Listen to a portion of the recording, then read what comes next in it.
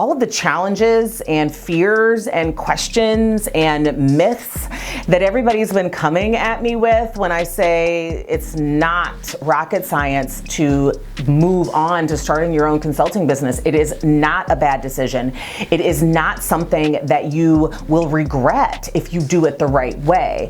And no, it's not going to be, all unicorns and rainbows, but working at your corporate job that you are absolutely 100% obviously miserable in is also not the answer. And as long as you continue to stay in that state of being miserable, you are always just going to sit there, and the only regret that you'll have is not moving forward with what you want.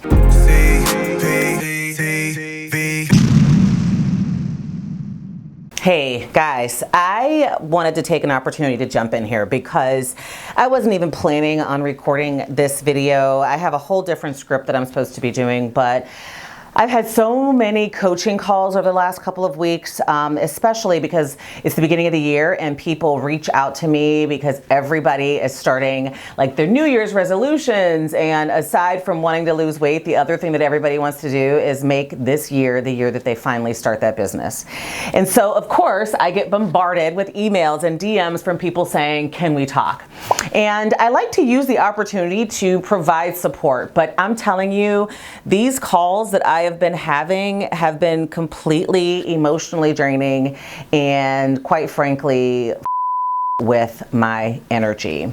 But at the same time, I truly feel empathy because I have been there and I was there.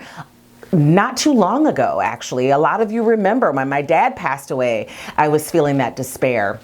I had brain surgery last year, for God's sake, and I was feeling that despair.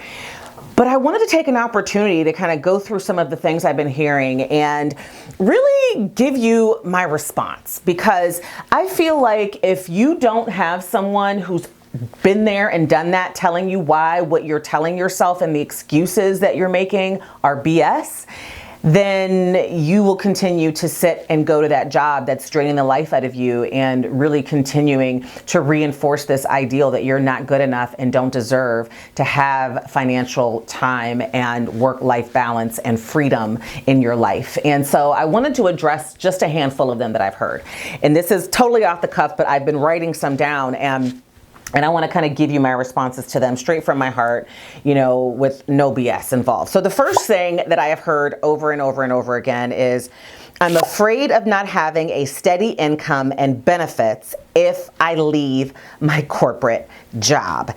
And this is all in that whole safety net thing, right? This ridiculous belief that we have all been trained to believe that if we don't work for somebody else, we don't have security. And I think it's just the biggest crock of shit, honestly, because think about it.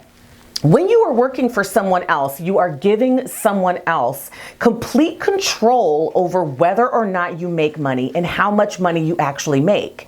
And oftentimes the person that you're working for is a stranger. They have no responsibility, obligation, or love for you outside of what you do for them every single day. So what makes them having control over your financial future safe? If you were telling me that you work for your dad or your mom or for someone in your family, I might be more inclined to understand where that safety feeling is coming from. But if you just take a moment to really think about the fact that corporations, companies lay people off every day. They make other decisions. They'll walk in and fire you. They will do all of that stuff. Then you will also realize that that uncertainty in itself is not safe. The safest thing that you can do is set yourself up to pursue where you have control over what you make and when and if you make it. Not giving that control over to someone else. Now, I get the fact that when you start a business, you might be thinking, I can't or won't make enough money in order to support myself. And yes, there is definitely some steps, some structure, some strategies, some stuff that you've got to do in order to ensure that you've got revenue coming. But you can do it. It is not impossible. Obviously, I've done it. thousands of other people have done it.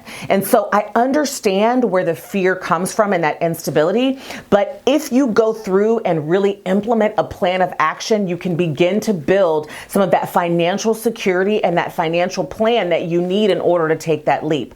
But I don't want to hear you keep saying, I'm afraid of not having a steady income, because working in corporate America for someone else doesn't equal steady. It is just as up and down and iffy as anything else. So I need you to look at it from that perspective and overcome this, because if that's what's holding you back, then you really have given somebody else complete control over your future. And that's a mindset shift that you need to get out of, okay? The other thing that I have heard over and over and over again, which is probably why they reached out to me, is I don't know where to start or what steps to take to launch my consulting business.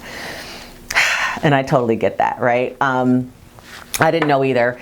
And I did a bunch of steps out of order over the years and really, just kind of messed up.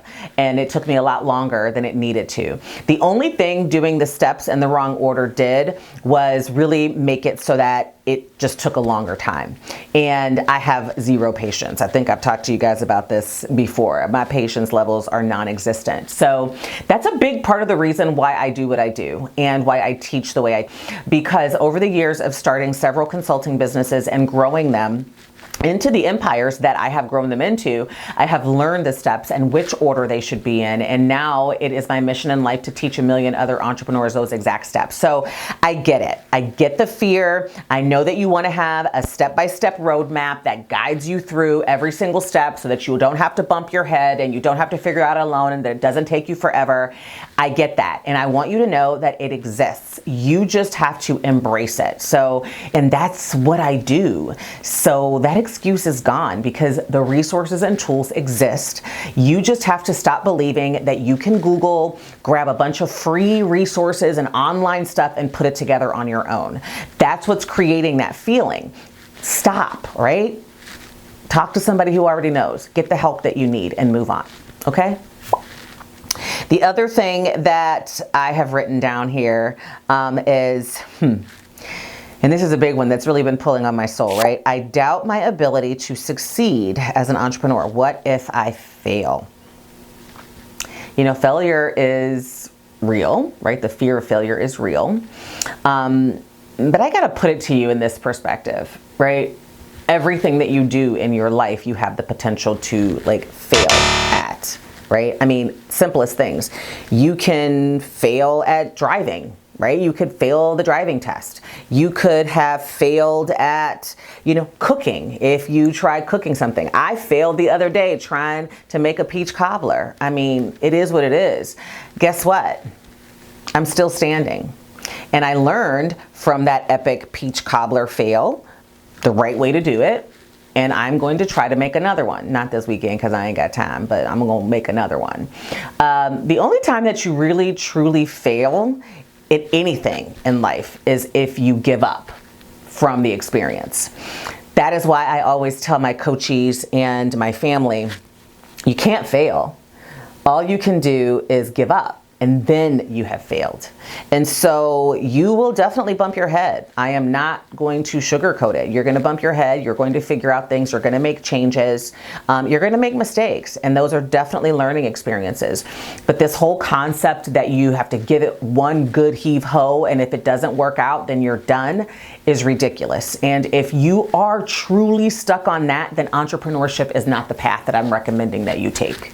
I am not. I'm going to definitely say that you are someone that needs to work for someone else for the rest of your life, because failure is just a thing. I mean, shit, it happens. Move on. The other thing that I have heard over and over and over again is I can't find enough time to work on my business while managing my job and my family. And yeah, that's a thing. I get it. But what really stands out to me about that particular one is I can't find the time to work on my business. Sorry, I'm probably smacking my mic and leaving your ears. My business while managing my job, which is someone else's business, and family.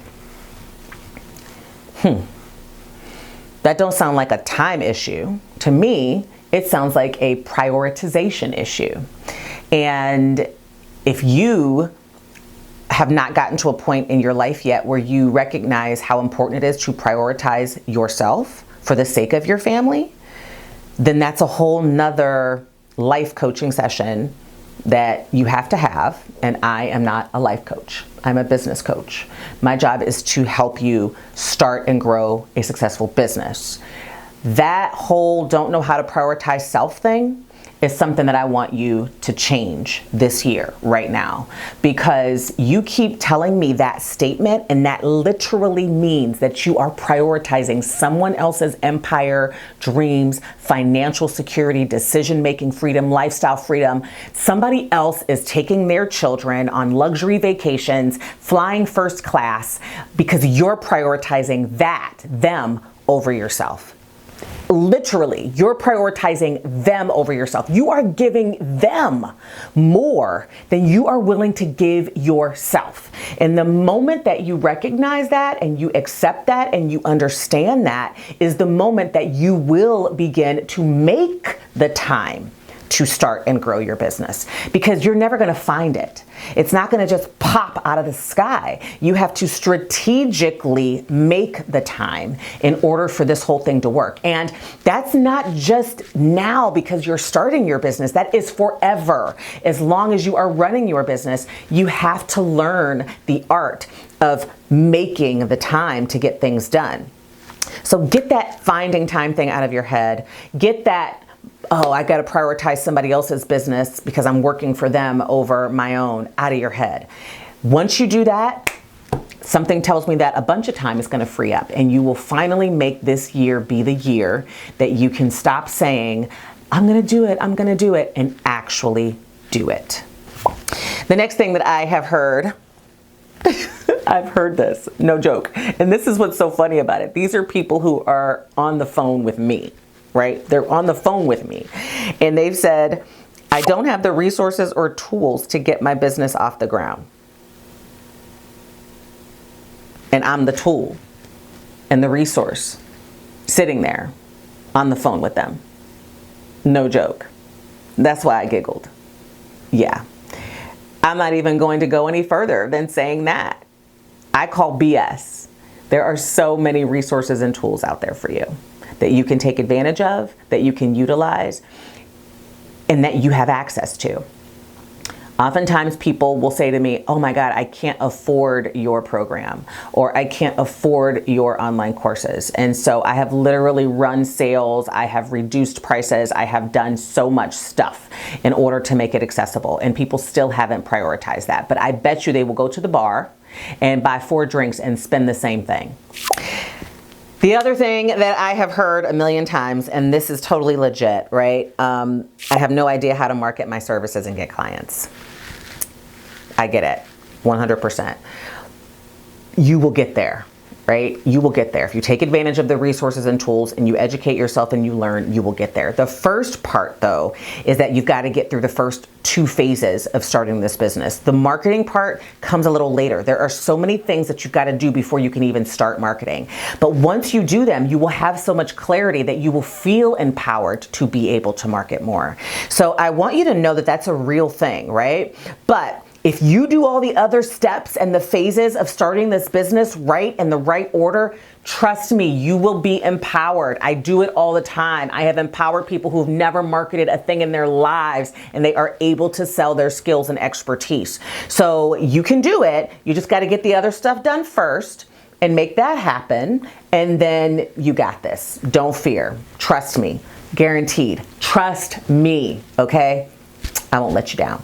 So guys, I mean, I just had to address these things really quickly, these concerns, these excuses, these myths, these stressors, these challenges, these pain points, whatever you want to call them, because they've been weighing on me, and I wanted to give you my feedback on them and tell you that I'm here for you. Again, take advantage of what you need to take advantage of. This is a new year. I do not want to see you sitting this year longing and at the end of this year saying to yourself, oh my God, I'm going to do it again next year, right? This is it. Take the time, get it done, pursue it. Stop making excuses. I've got a whole additional list here that I might do another video on because it's that serious. But yeah, let me know if you've got any that I didn't address in the comments below. I want to hear them because trust me, I've got answers for you. It's real. And until next time, my loves. Sorry if this made you uncomfortable, but I had to say something. I'll see you then. Bye. Mwah.